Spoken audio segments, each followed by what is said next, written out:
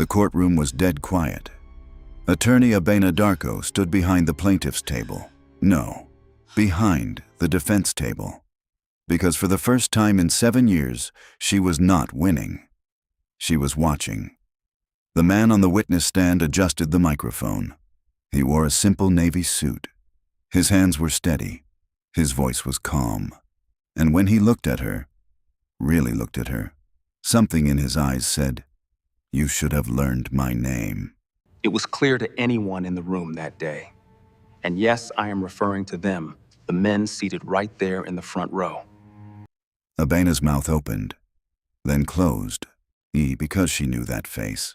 Every morning, for a year. That face had been in her rearview mirror. That face had said, "Good morning," while she never looked up from her phone. That face had driven her to this very courthouse 100 times. Her driver was the lead plaintiff, and he had brought 200 families with him. Stay with me, because this is the story of a man who drove the same woman to work every single day, the same woman who was destroying his neighborhood. And he never said a word, not one word, until he said everything, in a courtroom, under oath. And what happened next? Nobody in that building will ever forget it. 612 rides. That is how many times Kofi Mensah picked up Abena Darko from the lobby of her high-rise apartment on West 72nd Street. He kept count. Not because he was angry. Not because he was planning anything. He kept count because Kofi was a man who paid attention to the world, even when the world did not pay attention to him. The first time was on a Tuesday in October. Kofi pulled his black sedan to the curb at 6:47 a.m. The air was cold enough to see his breath. Manhattan was still waking up. Trash trucks groaned on side streets. A coffee cart on the corner was just lifting its metal shutters. The passenger door opened. Then a woman slid into the back seat. She smelled like lavender and dry cleaning. Her coat was camel-colored, spotless. Her phone was already pressed to her ear before the door closed. "Good morning," Kofi said. "Nothing." "The courthouse on Center Street?" he asked. She nodded without looking at him. Her eyes stayed locked on her phone screen. Kofi pulled into traffic. He adjusted the heat because the morning was sharp, and he noticed she tucked her hands into her coat pockets. He took the FDR because the West Side Highway had construction near 56th. He got her there 4 minutes early. When she stepped out, she did not say thank you. She did not say goodbye. The door closed, and she was gone. Kofi looked at the rating on his app. 5 stars, no tip, no comment. He smiled a little. Then he pulled away and picked up his next passenger, a retired teacher from Queens who talked about her grandchildren the entire ride and tipped him $8 on a $12 fare. That was the difference. Some people saw Kofi. Most did not. At home that night, his wife Ezzy set a plate of jollof rice and fried plantain in front of him.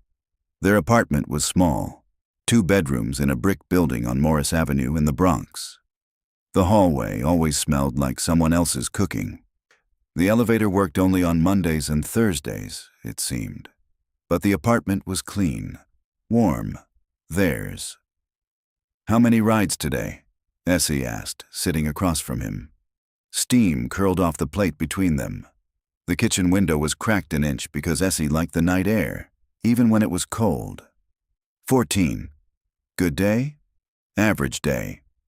He ate a bite. There was a woman, lawyer type. She did not say one word to me the whole ride. Not hello. Not thank you. Nothing. Essie shrugged. Some people are like that. You know this.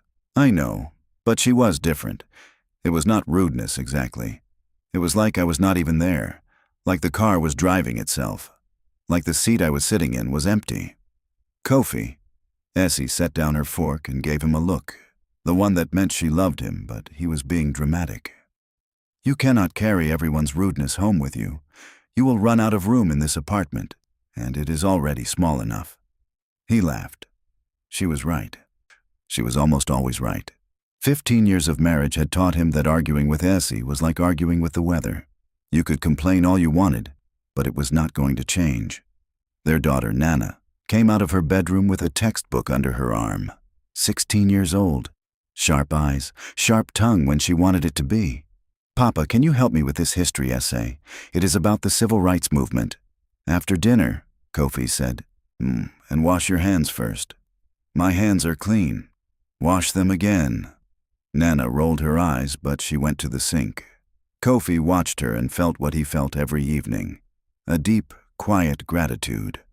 For this table, this food, this daughter who argued about clean hands, this wife who told him not to bring rudeness home. He had built this life from nothing. When he arrived in New York from Accra 9 years ago, he had $400, a cousin's phone number, and a degree in logistics management that no American employer recognized. He drove taxis. He drove delivery vans. He drove trucks for a moving company where the boss called him Africa instead of his name. He saved. He studied for his commercial license. He bought his own car. He joined every rideshare app he could find. And now he drove 14 rides a day, 6 days a week, 50 weeks a year. And he was not rich, but his daughter had books. His wife had peace. His family had a home. That was enough. That was everything. But the building, that was the problem.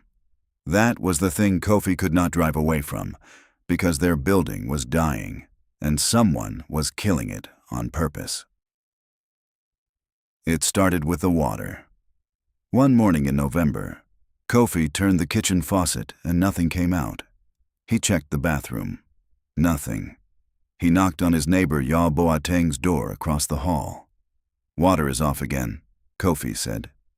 Yaw was 73 years old and a retired bus driver, tall, thin, white hair cropped close to his head. He had lived in that building for 31 years, longer than anyone. "Third time this month," Yaw said. His voice was low and rough, like gravel in a tin cup. "I called the management company yesterday. No one answered. I called again this morning. The number is disconnected." Disconnected? The building was sold, Kofi. Did you not get the letter? Kofi had not gotten any letter. But when he went downstairs, he found a notice taped to the mailboxes. White paper, black ink, small font. It said the building had been acquired by Hargrove Capital Partners. It said residents would be contacted about updated lease terms. Kofi read it twice. Then he folded it and put it in his pocket. Over the next 3 weeks, the building changed. The heat went out for 5 days. In November, in the Bronx. Essie wrapped Nana in 2 blankets and boiled water on the stove just to put warmth in the air. 3 families on the 4th floor left. Just packed up and went. No goodbye, no forwarding address. Gone. The hallway lights stopped working. Someone broke into the laundry room and the machines were never replaced. The front door lock jammed and stayed jammed for 9 days. A pipe burst on the 6th floor and brown water ran down the stairwell for a week before anyone came to fix it. Kofi watched all of this. He wrote it down. Dates, times, what broke, when it was reported, and whether anyone came to fix it. He kept a notebook, the same kind he used to track his rides and his gas expenses. Blue cover, neat handwriting. "Why are you writing all of this?" Essie asked one night. "Because someone should," Kofi said. Yaw came to their apartment on a Sunday evening. He brought his wife, Serwa, a small woman with kind eyes and hands that shook slightly when she held her tea. She had been a seamstress for 40 years, and now she mostly sat by the window and watched the street below. "They want us out," Yaw said, sitting at Kofi's kitchen table. "All of us, every tenant. Hargrove bought this building and 4 others on this block. They want to tear everything down and build luxury apartments. They cannot just throw us out," Kofi said. "We have leases. They are not throwing us out. They are making it so bad that we leave on our own. No heat, no water, no repairs. They are hoping we give up." Serwa's teacup rattled in her hand. 31 years, she said quietly. "We raised our children here. Our grandchildren learned to walk in that hallway." Essie reached across the table and steadied Serwa's hand. Kofi looked at his notebook. He had 47 entries already. 47 things that had broken, failed, or disappeared since Hargrove took over. How many families are left in the building? Kofi asked. About 60, across 5 buildings on this block. Maybe 200 families. 200 families. Kofi let that number sit in his chest. Someone needs to fight this, Kofi said. Yaw looked at him. I am too old to fight, Kofi. My bones are tired. My voice does not carry like it used to. Then I will carry it for you. Yaw's eyes went wet. He said nothing for a long time. Then he reached across the table and gripped Kofi's hand. Be careful, Yaw said. These people have lawyers, big ones. The kind that eat people like us for breakfast. But the thing about Kofi Mensah, the thing nobody at that table knew yet, the thing that would not become clear for months, was that he already knew exactly what kind of lawyers Hargrove had, because he drove one of them to work every single morning. The rides continued. Every Tuesday, Wednesday, and Thursday, Abena Darko requested the same car at 6:47 a.m., and every time, Kofi was there. The app's algorithm had learned their pattern. She preferred him because he was always on time, always quiet, and always took the fastest route. She never knew his name. To her, he was the car, but Kofi was learning everything about Abena Darko. Not on purpose, not at first. But when you drive someone 3 times a week for months, you hear things. Phone calls, arguments, negotiations. She talked about cases the way a general talks about battles. Strategy, pressure points, weaknesses to exploit. One morning in December, she was on the phone before Kofi had even merged onto the highway. The Tremont property is almost clear. 60% vacancy and climbing. By March, it will not be worth anyone's time to fight. Just keep the pressure. No repairs, no responses. Let the building do the work for us. Kofi's eyes stayed on the road. His face did not change, but his stomach turned. Another morning, January. Snow on the ground. The car was warm. Abena had a coffee in one hand and her phone in the other. Tell Richardson we are not settling for less than full vacancy, she said. I do not care about the tenants' complaints. Those buildings are worth 4 times more empty than occupied. File the motions, all of them. Today. Kofi's hands tightened on the steering wheel. Not enough for her to notice, just enough for him to feel his own pulse. He looked in the rear-view mirror. Abena was reviewing a document on her tablet. She wore a charcoal suit with a cream blouse. Gold earrings, night hair pulled back in a perfect low bun. Her face was calm, focused, efficient. There was no cruelty in her expression. That was what disturbed Kofi the most. She was not angry. She was not evil. She was just doing her job. The families were numbers on a spreadsheet to her. Units to be vacated, square footage to be reclaimed. Nothing more. Those buildings are worth 4 times more empty than occupied. Those buildings, his building, his home. His daughter's bedroom where she did homework every night. Serwa's window where she watched the street below and remembered 31 years of living. Kofi said nothing. He drove. He dropped her off at the courthouse. He watched her walk inside. Confident, fast, heels clicking on the stone steps. Then he sat in his car for a long time. That night he went online and searched Hargrove Capital Partners. Their website was sleek, silver and black. Photos of luxury developments, glass towers, our rooftop pools, lobby art installations. And in the legal counsel section, one name. Abena Darko, Senior Associate, Whitfield and Associates. He searched her next.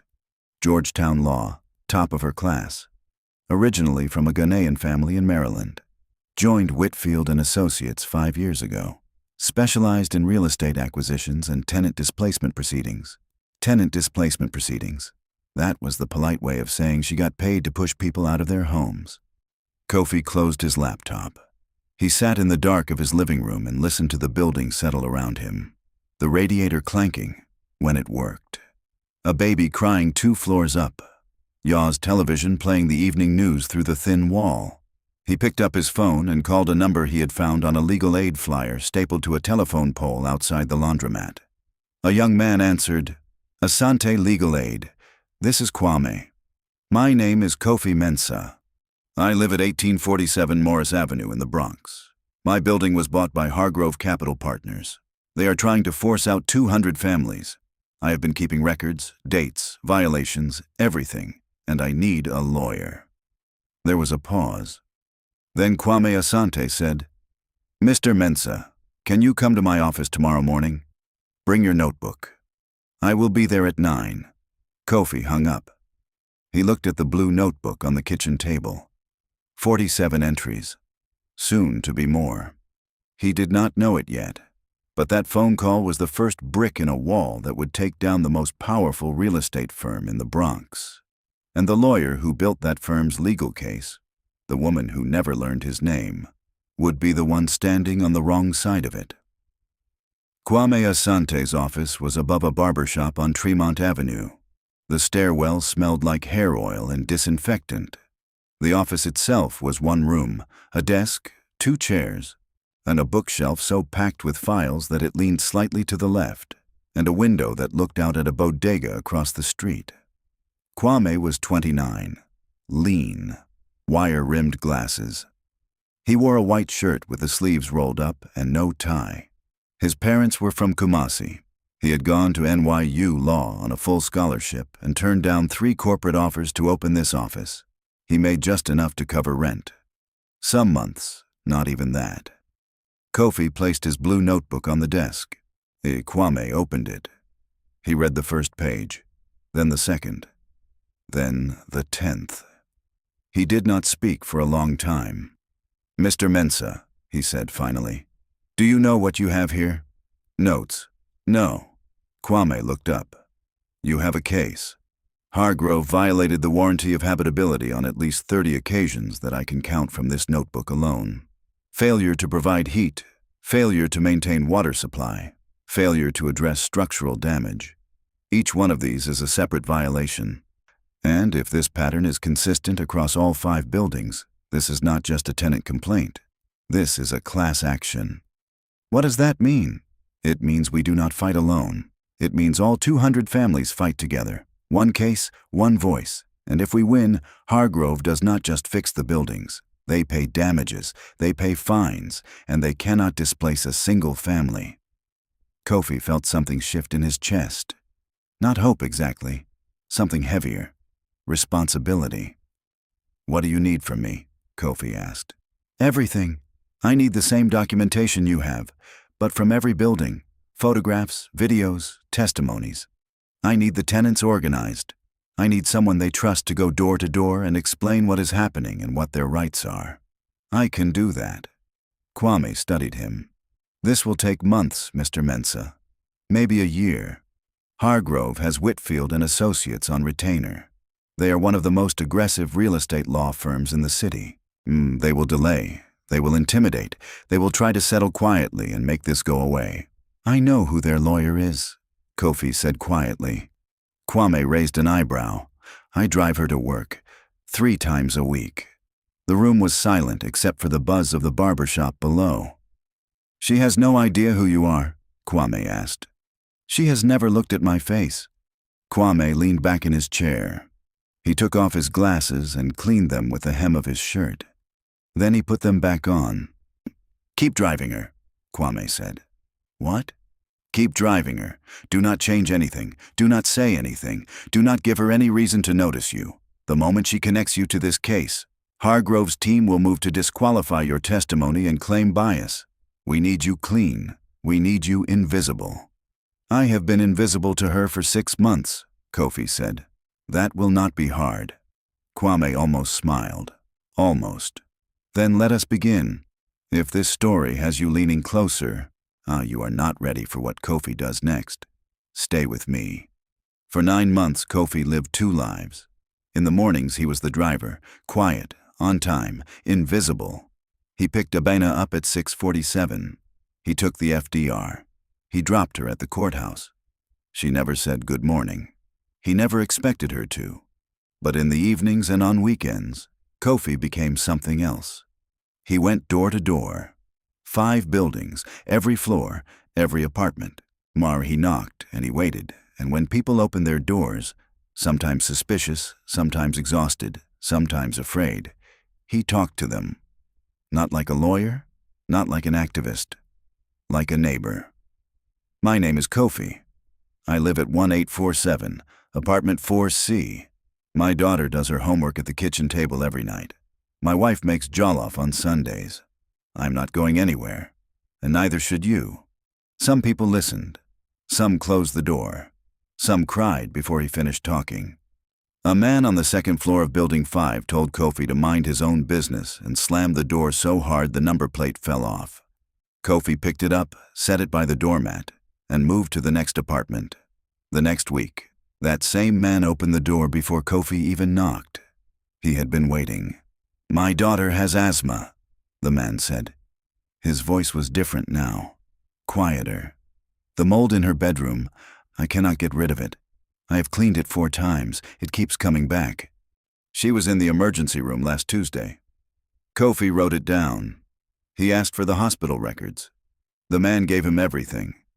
An elderly woman named Akosua on the 3rd floor of Building 2 had not had hot water in 4 months. She boiled pots on the stove every morning to bathe. She was 78 years old. Her apartment smelled like camphor and old wood. Family photographs covered every wall. Children, grandchildren. A wedding photo from 1972. "I called them," she told Kofi, her voice thin as paper. "I called every week. They said someone would come. No one ever came. I stopped calling in January. What is the point of talking to a wall?"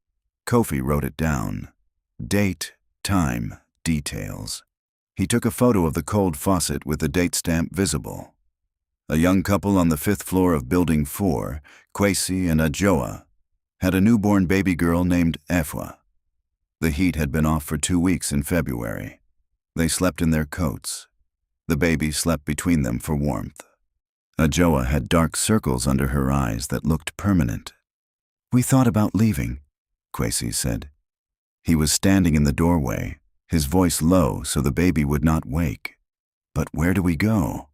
Rent is higher everywhere else. This is all we can afford. And this was supposed to be our home. This was supposed to be where Afua grew up."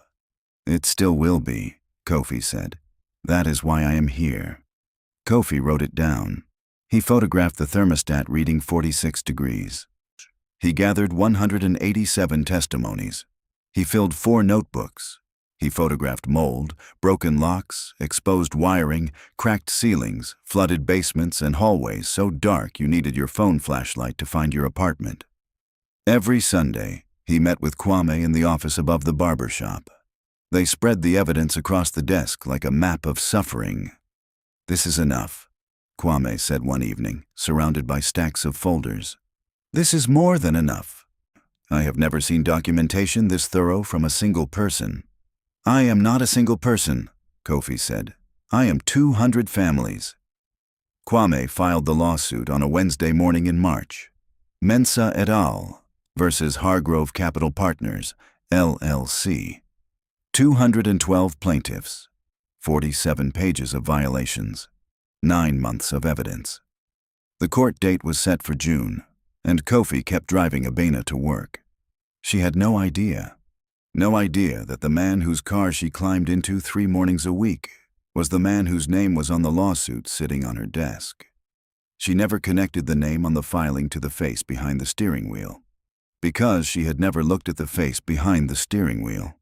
3 weeks before the trial, Abena was on the phone in the back seat. Kofi heard every word. "These tenants have no case," she said. "Some legal aid kid filed a class action based on maintenance complaints. I will have it dismissed in 2 hours. Hargrove is not worried. I am not worried."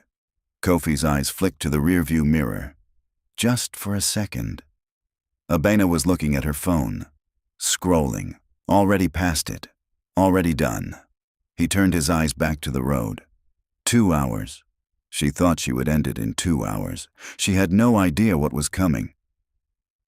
The night before the trial, Kofi could not sleep. He stood at the kitchen window at 2 a.m. The Bronx was never fully dark. orange streetlights, and headlights on the expressway, the blue glow of a bodega sign. He watched it all and felt the weight of what was coming settle onto his shoulders. Essie came up behind him. She put her hand on his back. "You are ready," she said. "What if I am not?" "You have been ready for 9 months. You have been ready since the night you picked up that notebook. Kofi, you are not a man who starts things and does not finish them. That is not who you are." He turned and looked at her. 15 years of marriage. She had believed in him when he drove a taxi for $12 an hour. She had believed in him when the moving company boss called him Africa. She had believed in him every single day. "I am afraid," he said. "Not for me, for them, for Yaw and Serwa, for Akosua, for the baby. If I fail, you will not fail. And even if the court does not give you what you want, those families already know they are not alone. You gave them that. Nobody can take that away." He held her hand. They stood at the window together. At 5 a.m., Kofi put on his navy suit, the only suit he owned. Essie had pressed it the night before, the iron hissing on the fabric, the smell of steam and starch filling the bedroom. He put on a white shirt and a blue tie that Nana had picked out for him at a thrift store on Fordham Road. It had cost $3. She told him it matched his notebooks. He looked at himself in the bathroom mirror. The face looking back at him was the same one that had sat behind a steering wheel 612 times. The same face Abena Darko had never bothered to see. "You look like a president," Nana said from the hallway, still in her pajamas, leaning against the door frame. "I look like a driver in a suit," Kofi said. "Same thing," Nana said. And she hugged him, hard, sudden, the kind of hug that says what words cannot.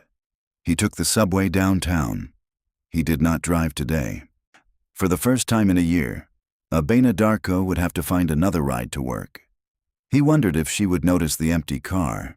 He wondered if she would wonder where her driver went. Probably not. She would just tap her phone and another car would appear. That was the thing about being invisible.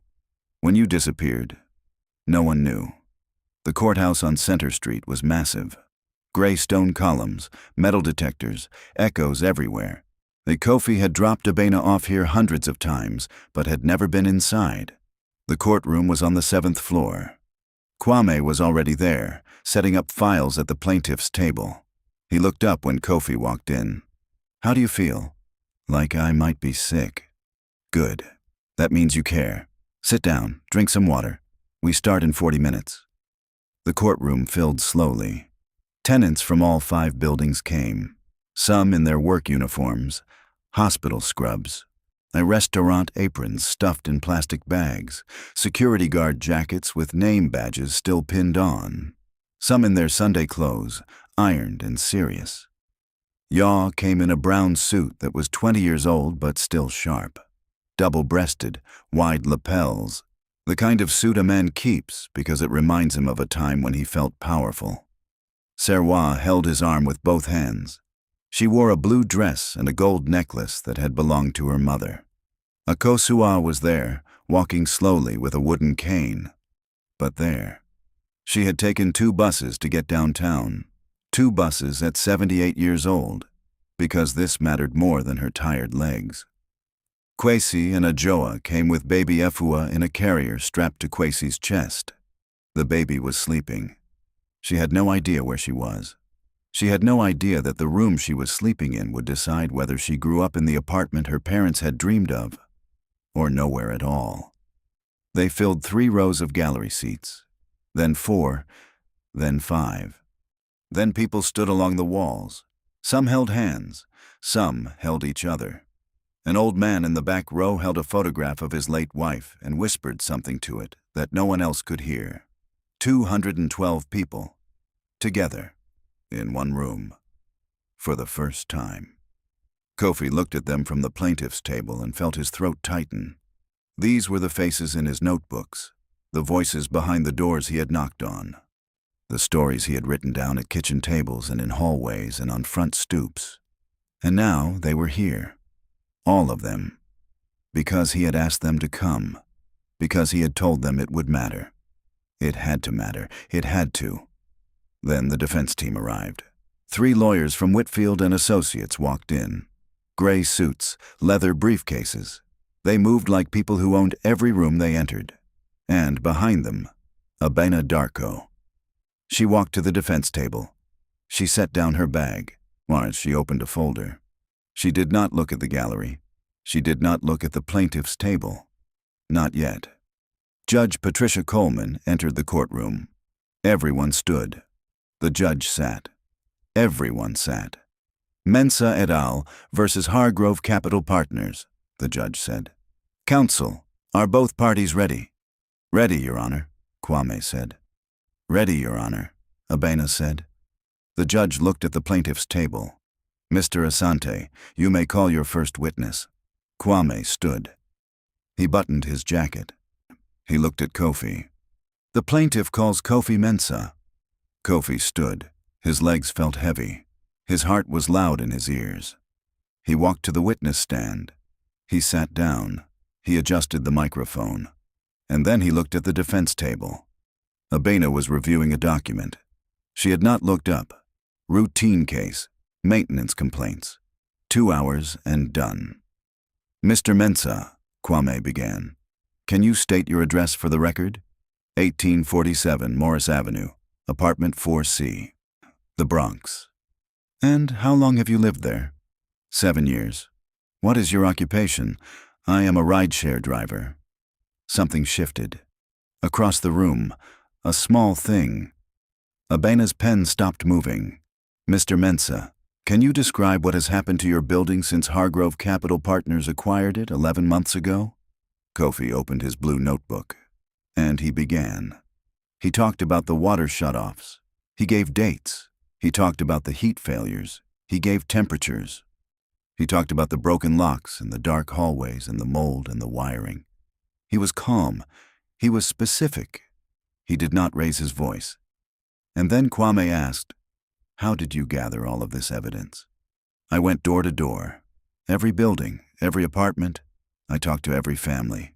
I wrote down everything, dates, times, what was broken, when it was reported, whether anyone came to fix it. And you did this while working full-time as a rideshare driver? Yes, after my shifts. On weekends, every free hour I had. Abena looked up. It happened in 1 second. Her eyes moved from her document to the witness stand. She saw his face. She saw his hands on the notebook. She saw the quiet steadiness in his posture, and she froze. Kofi watched the recognition arrive. It came in stages. First confusion. She knew that face but could not place it. Then the search. Where had she seen him? Then the hit. The absolute floor-dropping hit. The car. Every morning, 6:47, the FDR. The silence. Her driver. Kofi did not look away. He held her gaze for 3 full seconds, and in those 3 seconds he said nothing, but his eyes said everything. You never learned my name. You never looked up. You thought I was furniture, but I was listening. Every ride, every phone call, every word. I was right there, and now I am here. Abena Darko lost her composure for exactly 4 seconds. Then she pulled herself back together. And she was too good a lawyer to fall apart in open court. But Kofi saw it. Everyone saw it. Kwame continued. Mr. Mensah, you mentioned that you documented conditions across all 5 buildings. How many families were affected? 212 families, over 600 people, including 47 children under the age of 10. A murmur went through the gallery. And what happened when these families reported the conditions to Hargrove Capital Partners? Nothing. All phone numbers were disconnected. Emails bounced back. Maintenance requests went unanswered. One family on the 6th floor of Building 3 reported a gas leak. Nobody came for 11 days. Kwame entered the notebooks into evidence. 4 blue notebooks, hundreds of entries. Photographs printed and organized by building, by floor, by date. The judge reviewed them in silence for a full minute. Abena's co-counsel leaned toward her and whispered something. She shook her head. Her jaw was tight. When it was time for cross-examination, Abena stood. She smoothed her jacket. She walked toward the witness stand with the kind of control that comes from years of courtroom work. "Mr. Mensah," she said. Her voice was steady, professional, but her eyes were different. Something behind them was cracking. "You say you documented these conditions over 9 months. Did you ever contact Hargrove Capital Partners directly?" "I did, 14 times, by phone and by email. I have records of every attempt." "And you filed complaints with the city?" "Yes, with the Department of Housing Preservation and Development. On 11 separate occasions. I have the case numbers." Abena paused. She had expected different answers. "Is it not true that some of these conditions, old wiring, aging pipes, are common in buildings of this age and not necessarily the result of neglect?" Kofi looked at her calmly. "Old pipes do not disconnect phone numbers. Old wiring does not ignore repair requests.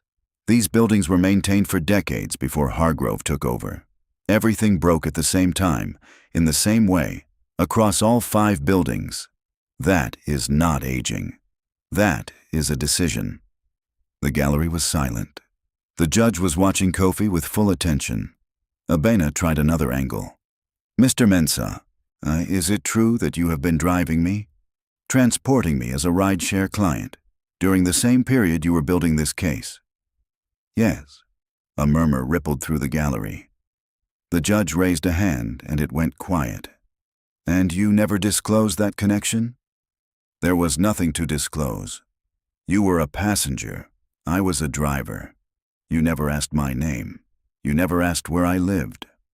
Our entire relationship was a car ride. But you overheard privileged conversations." Kwame stood. "Objection, Your Honor. There is no attorney-client privilege in a rideshare vehicle. Any conversation held in the presence of a third party waives that privilege." "Sustained," Judge Coleman said. "Continue, Ms. Darko." Abena pressed forward. "Mr. Mensah, isn't it possible that your personal grievance with my client has colored your documentation? That you gathered evidence with a predetermined outcome in mind?" Kofi looked at her steadily. "I started writing things down the day the water went off. That was before I knew who owned the building, before I knew what firm represented them, and before I knew that the lawyer handling our displacement was sitting in my back seat every Tuesday, Wednesday, and Thursday morning." He paused. The courtroom was still. "I did not build this case out of grievance, Ms. Darko. I built it because a 78-year-old woman should not have to boil water on a stove to take a bath. Because a newborn baby should not sleep in a 46-degree apartment. Because 200 families should not lose their homes so that someone can build luxury condos. This case is not about you. It is not about me. It is about them." He looked at the gallery. Every face was watching him. Serwa had her hand over her mouth. Yaw's jaw was set, his eyes glistening under the courtroom lights. Abena returned to her table. She sat down. She did not try again. Kwame called 4 more witnesses, and Yao Boateng, who described 31 years of living in that building, and the 11 months that nearly destroyed it. Akosua, who spoke so softly the judge asked her to lean closer to the microphone, and who described boiling water every morning at 78 years old because no one would fix the hot water heater. Kwesi, who held his baby daughter in his arms and described sleeping in winter coats in a 46-degree apartment with a newborn. Urian then Kwame called his final witness, a city building inspector named David Park, who had investigated the 5 buildings at Kwame's request. His testimony was devastating. 23 open violations. 3 buildings with structural issues that Hargrove had been notified about and ignored. Evidence that repair requests had been deliberately routed to a disconnected voicemail system. "In your professional opinion," Kwame asked, "were these conditions the result of normal wear and aging?" "No," the inspector said. "This was systematic neglect. In my 15 years with the department, I have never seen a pattern this clear." Judge Coleman called a recess. During the break, Kofi sat on a bench in the hallway. His hands were shaking now. The steady calm he had carried for 9 months was finally cracking. Yaw sat next to him. He did not say anything for a while. Then he put his hand on Kofi's knee. My grandson asked me last week who was going to save our building, Yaw said. I told him a driver. He asked me what I meant. I said, the man who took us where we needed to go. Kofi closed his eyes. He pressed his fingertips against them. 212 families, 600 people, 47 children, in one room, together, because one man picked up a notebook and started writing. Judge Coleman returned to the bench at 3:17 p.m. The courtroom was full, every seat taken. People stood along the back wall. Word had spread through the neighborhood. Someone had texted, someone had called. Families who were not even part of the lawsuit came. They stood in the hallway when the courtroom ran out of space. They listened through the open door. I have reviewed the evidence presented by both parties, Judge Coleman said. I have reviewed the city inspection reports, the photographic evidence, the testimony of the witnesses, and the documentation compiled by Mr. Mensah over a period of 9 months. She paused. The courtroom held its breath. The evidence is overwhelming and unambiguous. Hargrove Capital Partners engaged in a deliberate and systematic pattern of neglect designed to force the displacement of tenants across 5 residential buildings. This pattern included, but was not limited to, the intentional disruption of essential services, including heat, water, and building security, the failure to address reported maintenance issues, the deliberate disconnection of tenant communication channels, and the disregard of documented safety hazards, including structural damage and gas leaks. Abena Darko sat perfectly still. Her co-counsel stared at the table. This court finds in favor of the plaintiffs. Hargrove Capital Partners is ordered to complete all outstanding repairs across all 5 buildings within 60 days. The company is ordered to pay damages in the amount of $14.2 million to the plaintiff class. Hargrove Capital Partners is further barred from pursuing any displacement or demolition proceedings against any current tenant for a period of 10 years. All legal costs incurred by the plaintiff class will be borne by the defendant. The courtroom erupted, not with cheering, not at first, with something deeper, a sound that started low, a breath, a murmur, a sob, and then rose. The people grabbed each other. Serwa buried her face in Yaw's chest. Kwesi held his daughter above his head like she was the trophy. Akosua sat in her seat and wept quietly, her hands folded in her lap, her cane resting against the bench. Kwame gripped Kofi's shoulder from behind. We did it. Kofi could not speak. His throat had closed. His eyes burned.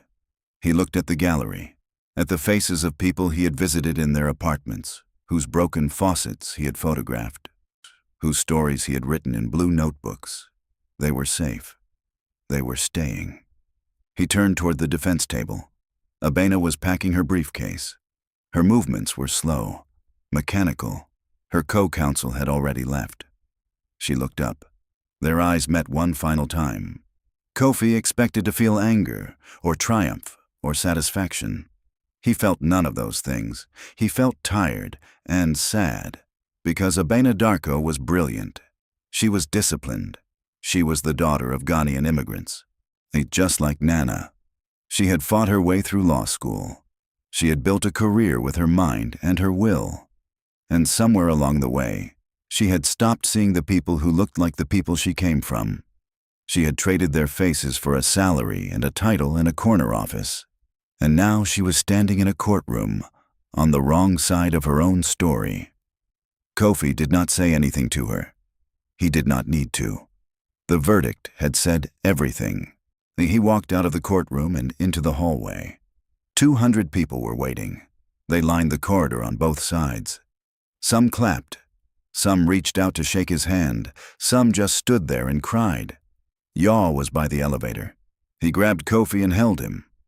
A long, fierce embrace from a 73-year-old man who smelled like aftershave and had tears running into his white beard. Thank you, Yaw whispered. Thank you, thank you. It was not me, Kofi said.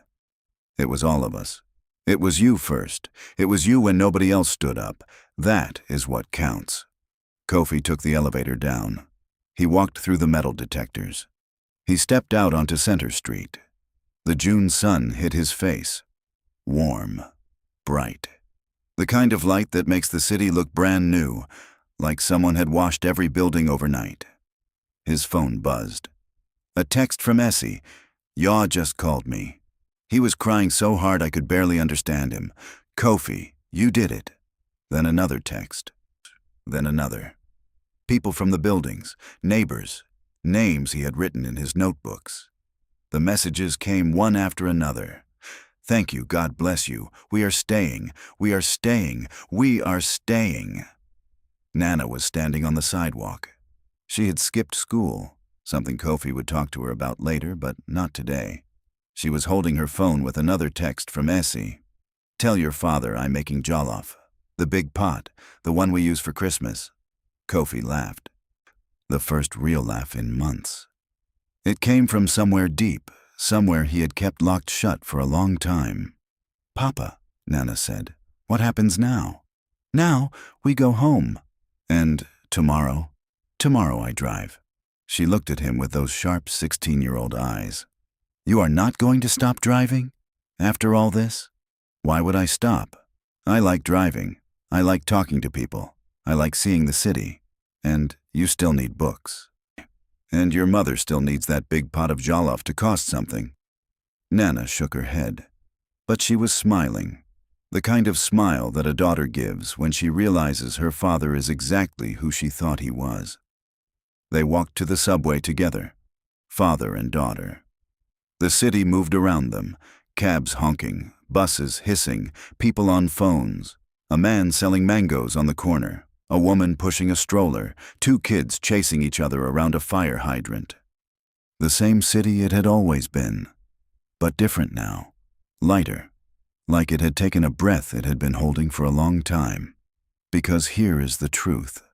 The truth that 200 families learned in a courtroom on a Wednesday afternoon in June. Not every fight is won by the person with the biggest office or the sharpest suit or the most expensive law degree. Sometimes it is won by the person nobody notices, the one who shows up every morning, the one who writes things down in a blue notebook at the kitchen table, the one who knocks on doors when no one else will, the one who says, "I am not going anywhere," and neither should you. Kofi Mensah was not powerful. He was not connected. He was not loud.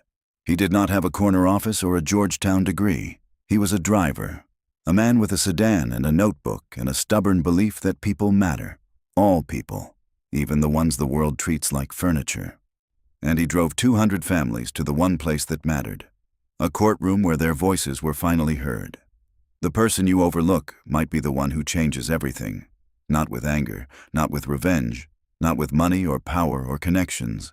With patience, with a notebook, with the quiet, stubborn, unshakable belief that every person on this earth deserves to be seen. If this story made you see someone differently, someone you pass every day without looking up, then you felt what 200 families felt in that courtroom. Share this story. Come back for the next one. And remember, the person you ignore today might be the one standing up for you tomorrow.